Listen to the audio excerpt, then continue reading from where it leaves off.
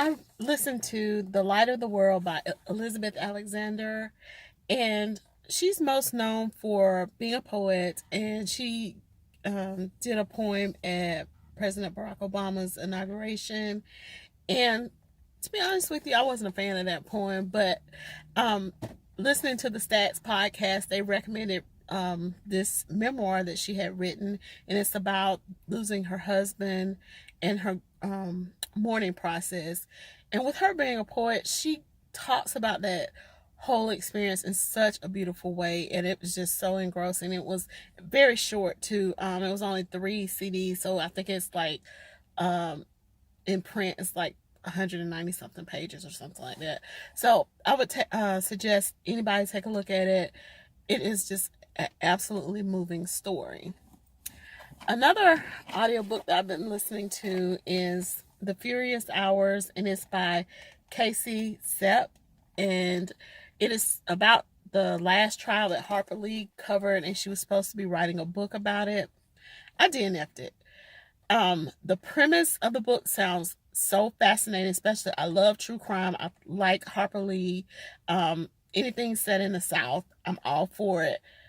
But the content, this lady went off all kind of tangents about life insurance, and I was just like, okay, you know what? I ain't gonna be able to do this. And I know it's been on a lot of people's um, top books of 2019. Maybe they got something more out of it than I could. I just didn't have the time to keep putting into it. So my next read was Gay Girl, Good God, and it's by Jackie Hill Perry. And the way I became familiar with the author of this book is I've seen her spoken word pieces on social media, and she's a very sought after speaker from the Atlanta area, and she just talks about different aspects of being a black woman as well as being Christian, and just different life aspects. So um, I had seen some things about where she confessed to being a lesbian before she got married, and I was like, okay, whatever. And so um, then I heard she had written this book, and then by the title, I was like, oh, this is should be something good that explores faith and sexuality. Because to me, in the faith community, human sexuality is not really addressed at all. So that's what I went into the book thinking it was going to be about. And to me, she doesn't really talk a lot about her sexuality and how she defines it, how she went from being a lesbian to now married to a man, that kind of thing. She does talk about, of course, her having a time where she actually, what she called, repents, and she doesn't look at homosexuality as a separate sin, but just sin, and she felt like it was killing her. I would say not necessarily if you're going into it looking for something that will help mesh the two, human sexuality and religion together and create Christianity together. I didn't really get that feel from it.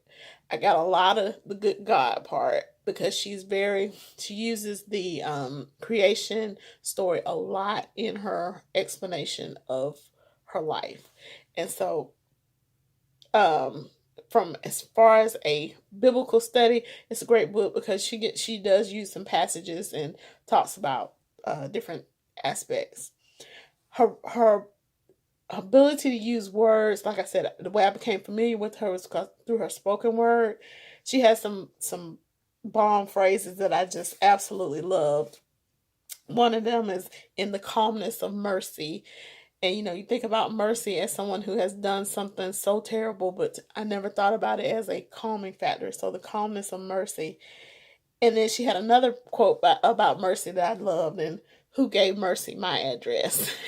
And so I'm like, I gotta use those, especially as I'm teaching Sunday school. These are gonna be some excellent uh things to. I actually have been journaling more about my book reading, so I think who gave mercy my address may be a prompt one day that I write something about.